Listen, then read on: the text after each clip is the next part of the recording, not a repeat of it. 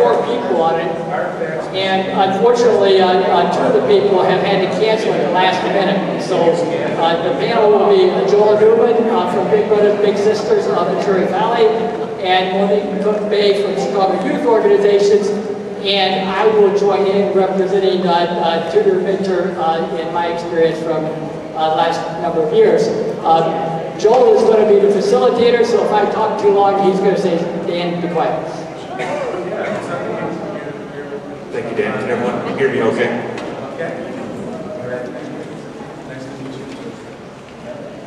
Like Dan said, I'm Joel Neuman with Big Brothers Big Sisters. I am what they call the Director of Community Partnerships.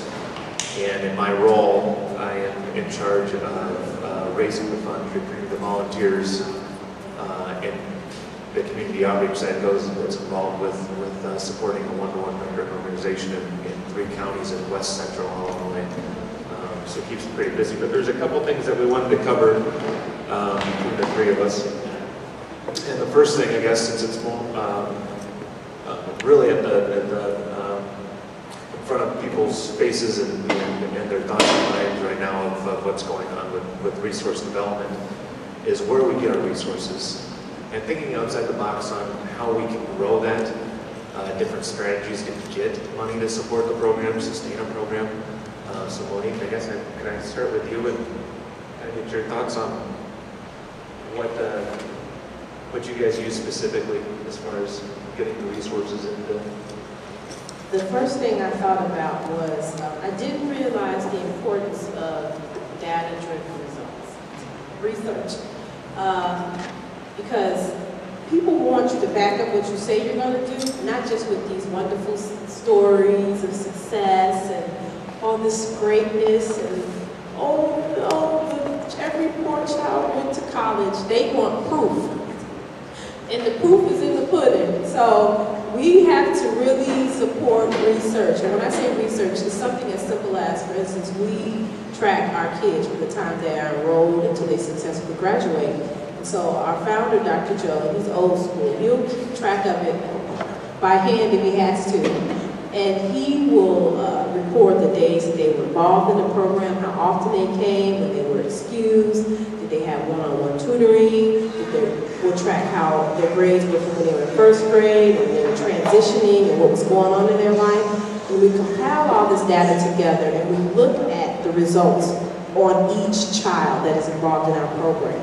And so we'll say, well, okay, for instance, wow, this year, Miko and Trayvon, their attendance for this year was very low. And then we'll look at our case notes and say, wow, that's the year that Miko and Trayvon's mom died.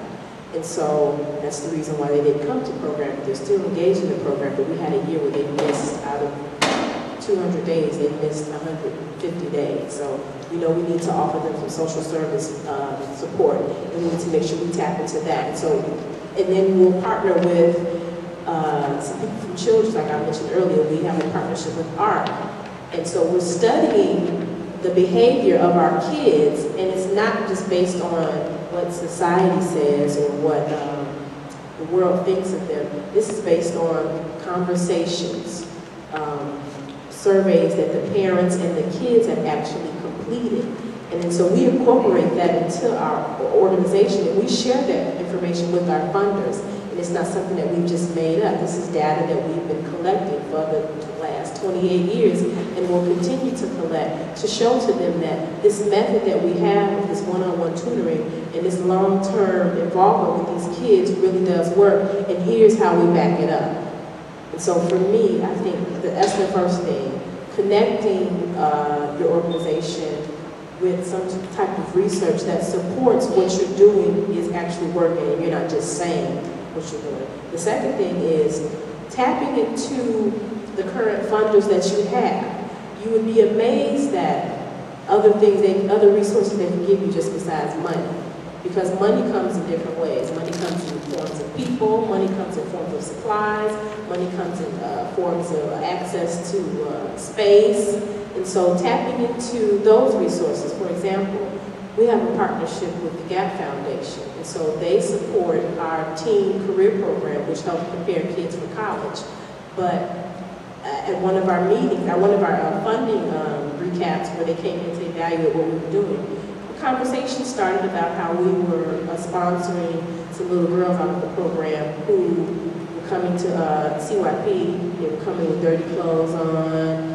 We had to do some health and wellness activities with them and talk about hygiene. And then we went shopping at a resale store and just got them some gently used things and provided those for the girls. So out of that grew this event we call Caring Closet.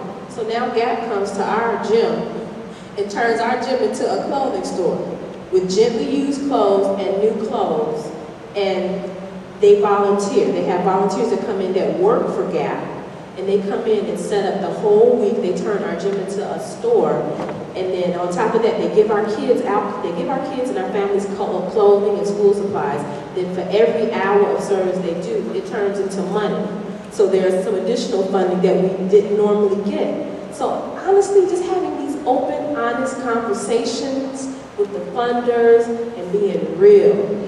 I can't stress that enough. Just being real and not really challenging them, but just saying, okay, this is one of our needs right now. Are there any other ways we can tap into resources besides funding, dollars, that you can help us? You know, do you all have a professional site where we can do some one-on-one tutoring? And they may say no.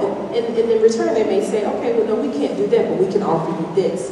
And again, that still equals dollars. And so those are some things that we've done. You know, I started volunteering in a tutor mentor program back in 1973 when I joined the advertising department for the Montgomery Ward Company, which had 400 stores all over the country. And I was a tutor my first couple of years, and then I became a volunteer leader, and then I became the leader of the organization in 1975. Between 1975 and 1990, I had two careers, really. One was building corporate advertising, you know, the Sunday supplements you see in the newspaper.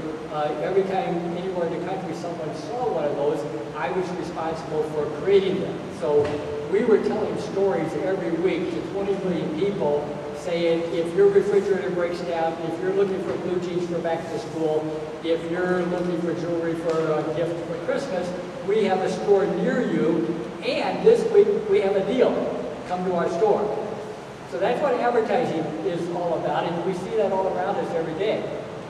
In leading a volunteer-based program, when I became the leader, so I had a full-time job that started about 6:30 in the morning, went till late at night, except for the days when I was tutoring. I didn't have a lot of free time, and we already had 100 pairs of kids and volunteers showing up each week in that program.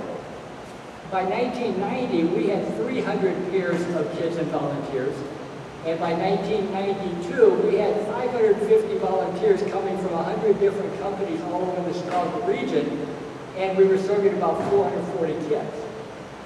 We were still doing that for the most part with volunteers, with a very little paid staff. So how did we do that?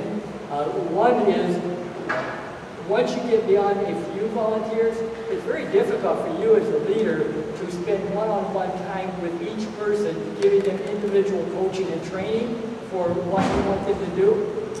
So I began to take the same ideas of advertising into our tutoring program. I created a newsletter. Back then it was on a typewriter and a mimeograph machine. I don't know if many of you know what those are.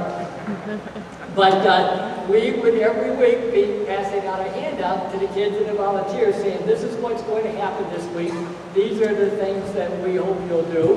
And these are some materials that you can look at to learn more about what we do. So we were advertising or using mass communications, if you will, to help our kids and our volunteers have a satisfactory experience at our store.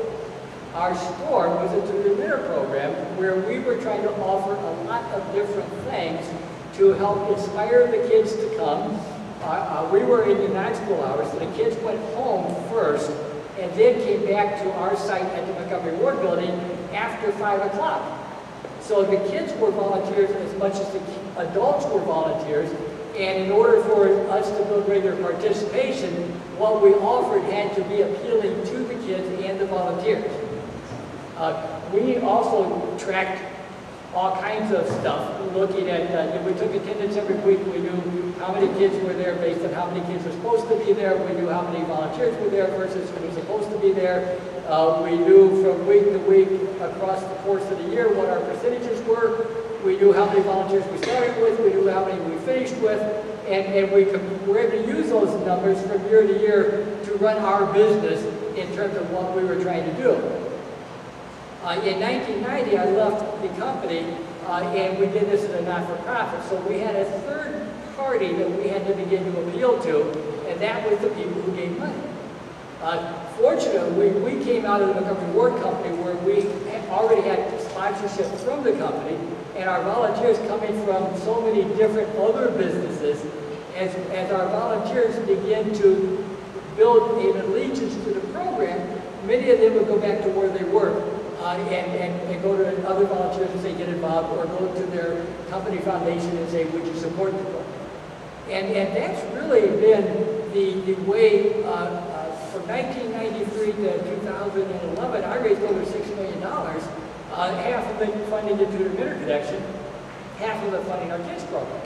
But it was through an advertising-based process of telling stories about our kids and our volunteers and what we do to people who potentially would respond to those stories as a volunteer, as a donor, as a somebody else. And that storytelling to me is critically important. Over the last 15 years, as some of the volunteers have come in with a advertising or a video background, they have begun to set up clubs where to teach about kids to create videos. So you can begin to go on the internet for the last few years and see videos where the kids have created the videos saying to the people looking at the videos, this is our organization, this is what we do, this is my tutor, I love my tutor, I graduated from college, whatever. And it's those stories, and if we can get the stories in front of more people, is intended to attract people who might support us to do what we do. Also, you struck a nerve when you said meeting, something that came to mind was meeting people where they're at and thinking about the parents. Now, the parents are the ones who get the kids there to make sure the kids are involved, and without the kids, there is no program. And so what I learned is I had to meet my parents where they were at and stop putting all these outrageous expectations on them and these things, because they were doing the best that they could do. And so meeting them where they were at, for example, we got some budget, some funding cuts, and so we had to cut back on some of the meals. And one of our parents was like, well, you know, I don't mind donating, $10 or $20 from off my link card to go out and buy food for the program. We had never thought about that. And so with her saying that, she gathered together some other parents who were able to donate $10 or $20 off their link card, and they decided once a month they were going to go shopping to bring us summer snacks. So we had popsicles, we had water, we had fresh fruit, we had salads, and we just met the parents where they were at, and they felt like they were able to contribute. They sustained our nutrition for the entire summer, and they were able to give back in the way that they could. They could contribute, and they felt a sense of pride. And so that taught me that, okay, I had to meet my parents where they were at and be open to how they could give and how they could contribute in a way that they felt that was their best. Because a lot of our parents are in the area where they can't come in and volunteer 10 to 12 hours, or they can't pay for these programs, and they can't provide transportation. So they need us to do that. But guess what I can do? I can give you $10 off our link card, and I can go grocery shopping and get you some food to feed these 100 and something kids once a month. And so, to me, meeting people where they're at, definitely, and figuring out where they are and not putting our expectation on them is also helpful. By a show of hands, how many people here in the audience are involved with fundraising? Okay, great. That's how many have an active board that will go out and fundraise with them, for them? God bless you. that is awesome. That's one thing that many nonprofits we as well struggle with, is boards are willing to bend over backwards until they're asked to pull the trigger and ask for money. Get an active board, get some people on there that are go-getters, that are passionate about what you do, you're passionate about youth, wanting to help out, passionate about the neighborhood, and ask them to raise some dollars with you, because they're going to be the ones that get you in. Another question, how many are involved with social media? Facebook, Twitter, okay? Don't be afraid to use that as an avenue as well to fundraise. If you have some event that you want to post out there, if you get a gift from something, it could be an autograph, it could be a travel package, throw it out on the internet. It's amazing what people get, what people start, start the buzz on Facebook and Twitter to raise those dollars. Just another idea. How about text giving? Text giving is a big thing. You're not going to get the big dollars. It's going to be $5 increments, but it's enough to sustain some of the programs that you'd like to do as well. It's just some of my notes. I was thinking outside the box. Not everyone else knows about the corporations, individuals, United Way going after those dollars. Who is receiving federal funds or is writing grants to receive federal dollars? Okay, pretty competitive now. Just from some people that I'm talking about or talking with, they're not going after it anymore. The dollars just aren't there, and if they're not coming back in the foreseeable future, unfortunately.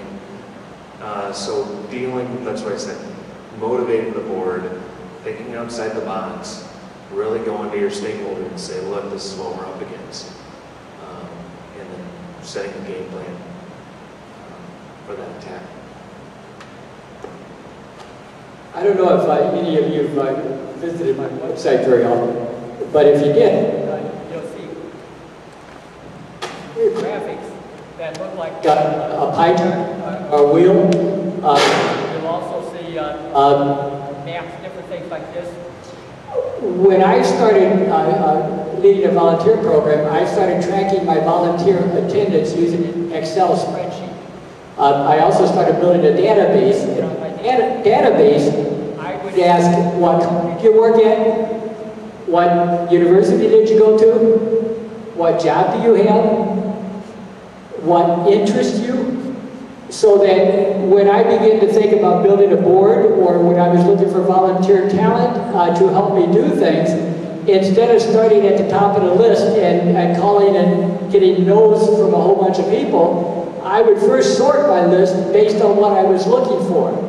And so if I was looking for someone to help do a newsletter, then I would look for communications people, and if I could get that down to 4 or 5 people, then I could build an understanding of who those 4 or 5 people were, even to the point of how long they've been involved, what their enthusiasm is, where do they work, so that the one phone call I made to someone who would say yes also connected me potentially to the resources that person was connected to who might bring those resources to the organization. I've talked to an awful lot of organizations over the years that they don't know who their volunteers or kids were from previous years. And therefore, people who have the most reason to want to support what you do may not still be connected with you, and therefore you're not asking them to help you. Joel talked about building good boards, and I differentiate between big cities and smaller communities. In a smaller community, there might be fewer nonprofits, and therefore finding board members who have what I call civic reach or the power to reach into donor pockets, they might be available for the few nonprofits in that city. In Chicago, we got 170, 200 organizations competing with each other for the same people. And that means that an awful lot of organizations aren't going to have the most influential people on their boards, and that means that they are going to struggle more to open doors and get resources without them. When I talk about all of us connecting to each other, some of the maps I showed churches spread across the region, I showed businesses spread across the region, and I say if each of us knows who our volunteers are, then a show of hands, how many have volunteers working at Northern Trust?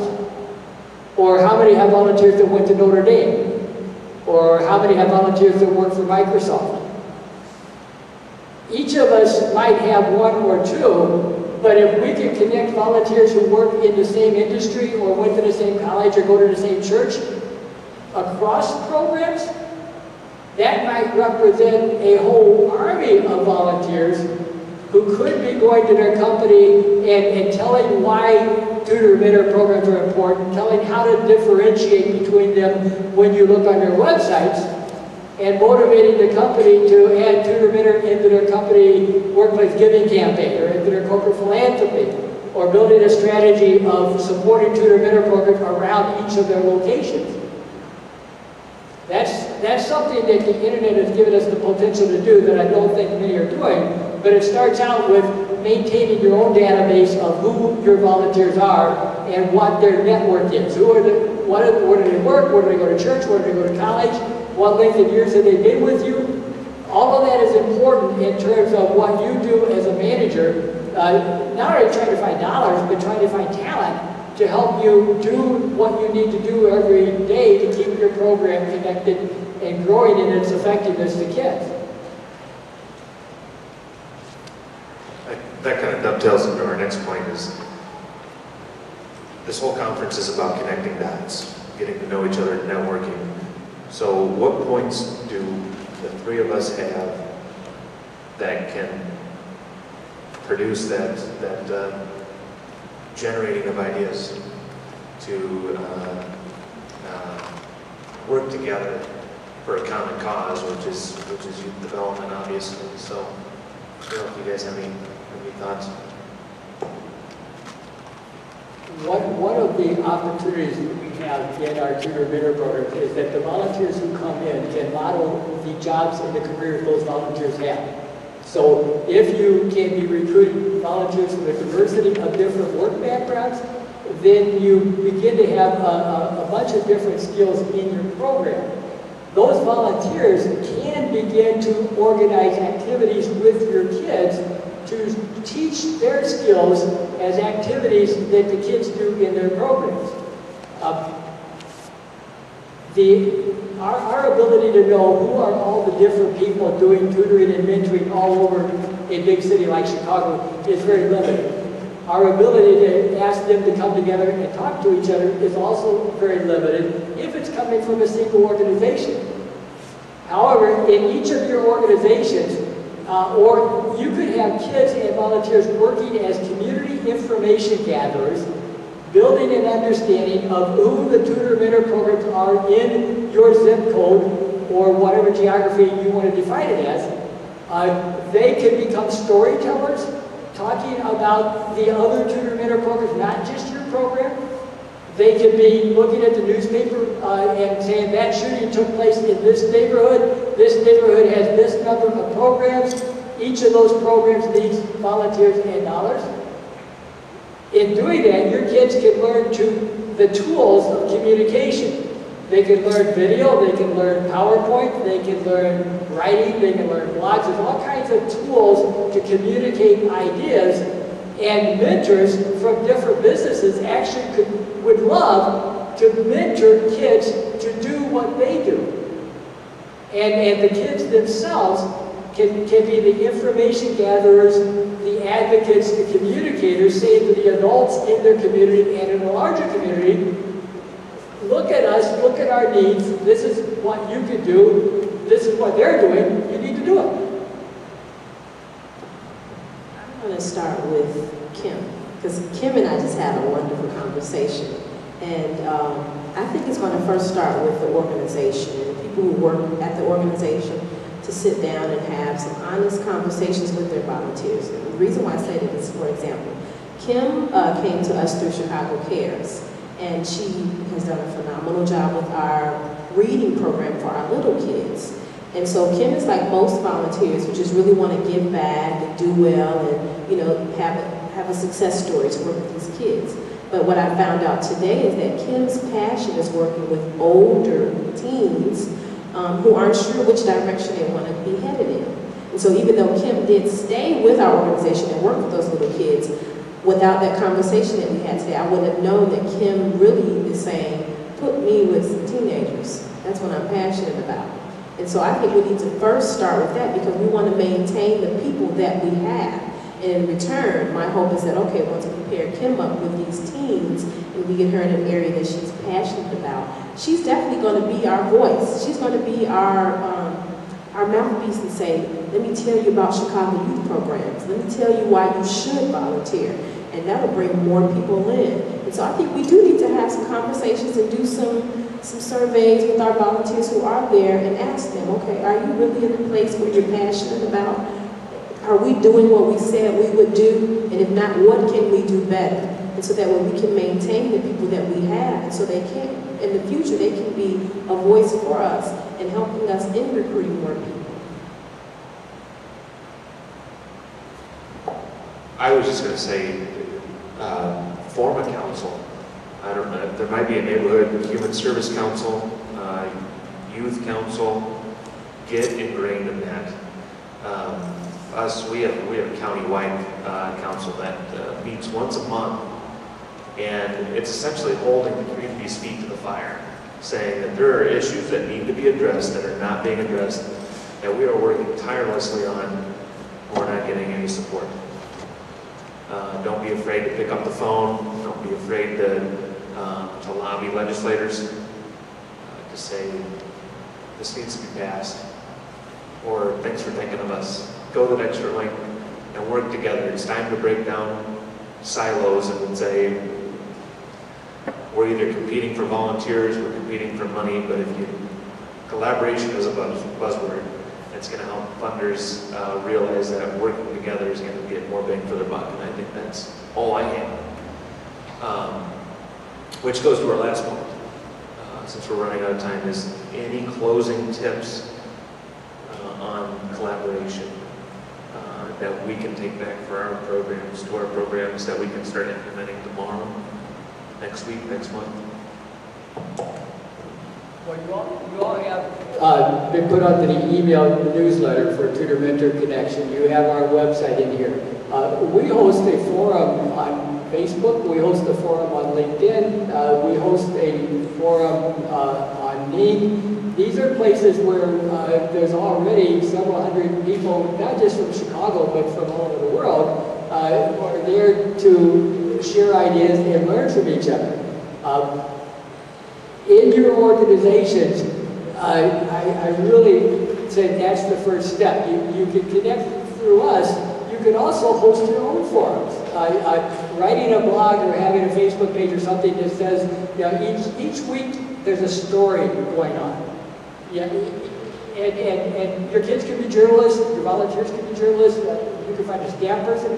Tell your stories. Find a way to tell your stories electronically, and then in your blogs you can put links. Here's a link to other programs in my neighborhood. Here's a link to a place where we can learn from each other. Here's a link to a forum. If 100 and some organizations in the same city were each linking to each other, the traffic one of us gets could be traffic all of us get. You know, when we did the first conference in May of 1994, we had about 70 people there, and I got a call the night before the conference from someone from the Chicago Bar Foundation, and they said they had launched a Demetrio Award where they wanted to recognize an outstanding mentoring program in Chicago. And they said, we got the application, but we don't have a list of programs to send it to. Would I pass it on at the conference? I said, sure, I did. I went to them a couple weeks later because I'd sent my name in, and I said, did I win? They said, no. But I kept talking. And I said, you know, since you got your toe in the water, why don't you become the first foundation in Chicago that raises general operating money for constantly improving volunteer-based tutor mentor programs all over the city, not just one or two programs. They gave $2,000, and Artie Duncan actually got the first award in 1994. For the last 4 years, they've given over $200,000 a year. Because between 1994 and 2006, they did more and more things. If you go onto the conference website, you can see pictures where they passed out the grants to the programs in the website. Any of you could look at that and say, gosh, we've got a law group in our community, we've got a law group in the north suburbs, so we've got African American law groups and Hispanic law groups. We also got engineers groups and data, there's all kinds of groups of business people that you could say, look at what the lawyers in Chicago are doing, why don't you do it too? And it doesn't have to come from me, it doesn't have to come from any of the three of us, but if it comes from somebody to make that happen, yeah, the map is the same for all of us. The database of programs is the same for all of us. That means the resources could be coming from multiple places to each of us. Lowering the cost of trying to find the money because other people who care about what we're doing are looking for us. That strategy can duplicate in any city. And if it does, imagine if we were sitting up here today giving an award, and the award was to the lawyer group in Portland, Oregon, because they, in the last year, did the most to raise money and volunteers for tutor mentor programs in Portland.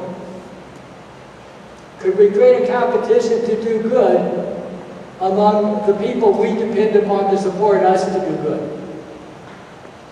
Can we talk about those ideas on the internet? Because we'll never be back together face-to-face often enough to really dig deep into these ideas and explore them and to build an allegiance to them.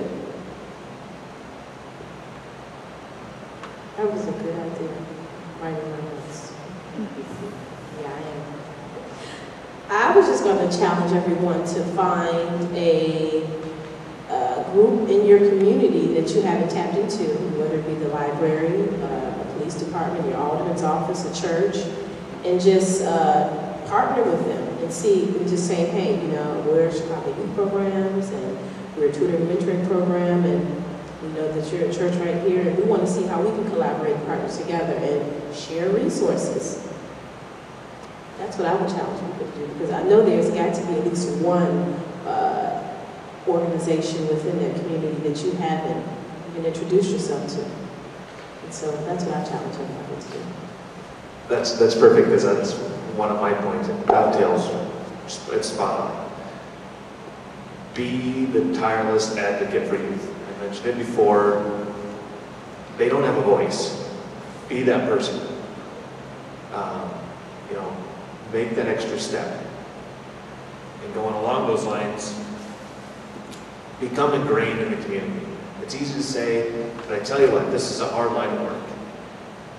And the easiest way to be successful is just pound that pavement. Go out there, knock on some doors. You know, step into the office, introduce yourself. Talk to them about what you're doing. Don't be afraid to brag, because someone else is doing it. You know, there's another nonprofit out there that is willing to step in and say a few words about themselves. Make sure you do that for your organization, and about the community, and about the youth that you're serving. You never know what it's going to lead. The last thing is, for me, don't be afraid to pick someone's brain. A cup of coffee goes a long ways. I can't tell you how many thousands of dollars I've raised just by picking up the phone and saying, you got time for a cup of coffee? It's $2. It comes out of my pocket. I don't know where. Build that relationship.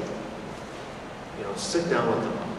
And for your trusted funders, your loyal funders, tell them the good and the bad.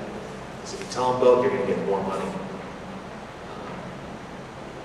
Don't be afraid to have that conversation. Be honest with them. Talk to them about what's going on in the government, how that's affecting you. What's going on in the neighborhood, and how that's affecting kids. It's not pulling on heartstrings at all. I mean, there's an essence of doing that. But being honest and upfront is going to be the biggest bang for your buck. Okay, time for a couple of questions. Do you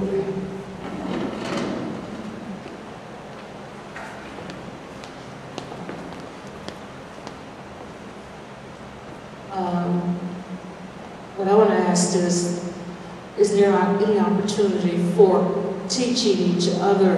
And what I mean by that is there are people who are coming to the fore who have very little knowledge of how to get through a 501c3 application. Supposedly it's daunting, and people are charging large amounts of money to complete 501c3 applications. This is something that they generally don't even teach you in the universities, you know.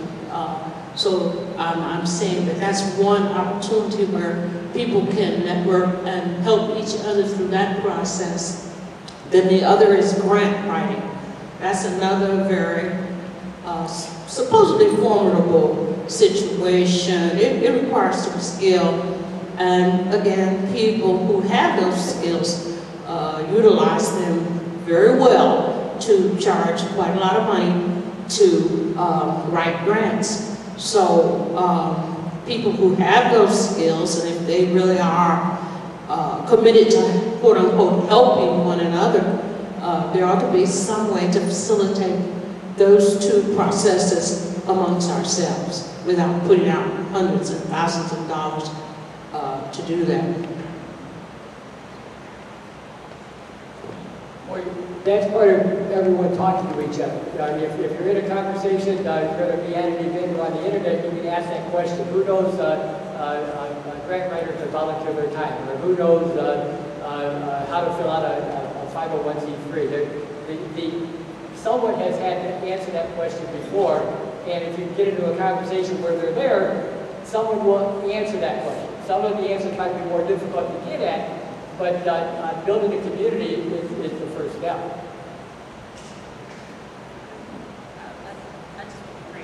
I have no experience. We're lucky enough to have a development associate who does all of the grant writing.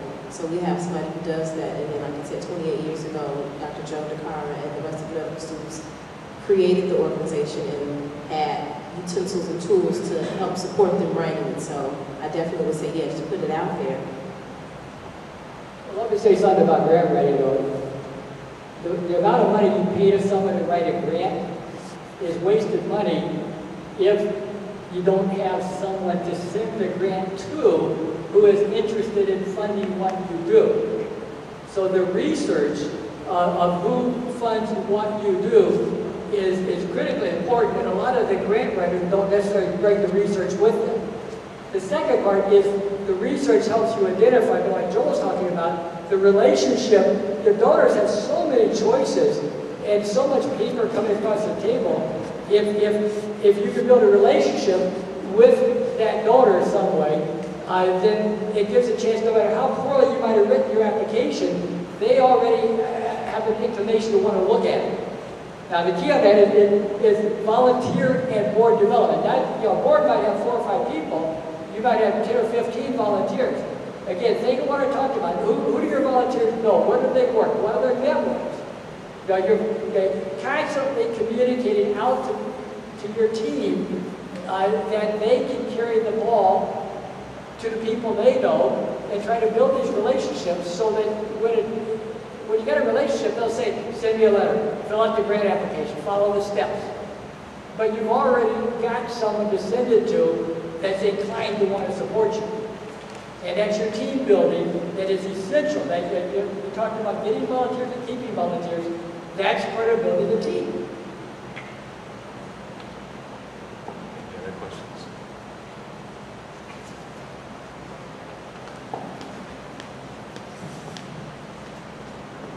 I just want to ask real quickly, can you please state the name of the lawyers organization that you said was providing funding? It's the Judge, let's see, Sun-Times Mirovich Lawyers Lend a Hand to Youth Organization. Yeah, and they www.lawyerslendahand.org, I believe.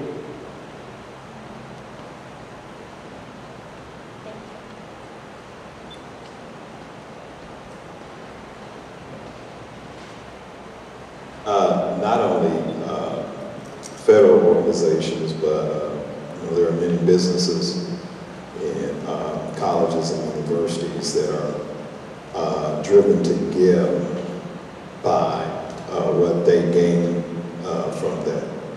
And so be sure to do your research well and find out who these businesses and organizations are. For example, a business might be committed to a certain level of community service. And we know that. The other thing is to, as it was alluded to, effective networking in order to gain resources. The word being, I don't know if this word would be used, but to be assertive. I also add to have a swagger. My wife doesn't know it, but she's really good fundraising. She'll come in and she'll say, for example, I'm going to get funds or I'm going to get resources, and that's her attitude. And not a second thought about contacting a business. And the other thing, and this is key also, to not forget about contacting individuals that may be well off. She does that too. So just some additional pointers in addition to all the good information that have been provided already. Anyone else? Thanks, guys. Okay, this wraps up for this spring. We were going to try to do this again in November. In between spring and November, school starts. Volunteers, every organization working with volunteers on a school-based calendar is going to be out there looking for volunteers in August to try to get them signed up by the early part of September and matched with kids by early October. We've been trying to organize a group communication activity every August, and we get more of us talking about tutoring and mentoring in more ways, so that more people would be thinking, just like in the front cover of the advertisement, it has blue jeans because it's back to school. Can we collectively do things that create awareness of tutor mentor so that more people in August are looking for places where they be a volunteer or where they be a donor? I really hope that you'll take time to read the articles we post on the blog every week, talking about the things you can do, pointing to what other people do. There's a wealth of information, but the time spent learning has to be your own commitment. So I really want to thank Jordan and Becoming We the People for co-hosting today. I want to thank the church for making this space available. I want to thank all of the panel members for being here. I want to thank all of you. It's always really great when someone comes in that I've seen 5, 10, 15 years ago and they say, "Hi Dan, I'm back again." And so I hope to see you all again in the next. Thank you all for being here.